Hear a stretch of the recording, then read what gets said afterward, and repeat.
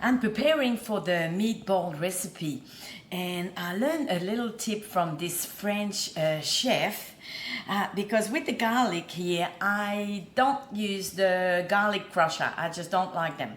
I like to chop it myself. But when I want it really, really, really fine, this is what I do. It looks funny at first. He says, hold your knife with the two fingers like that, really sort of loose, and put one finger here, and you go chop, chop, chop, and it works. Look at this. You just go like that. You go really fast, and it chops it so fine. It's amazing. Look at this. It's very, very fine. I did the same for the onion, and look at it. It's really, really, really small. So yeah, it's a new technique that I just learned, and it looks funny, but it works.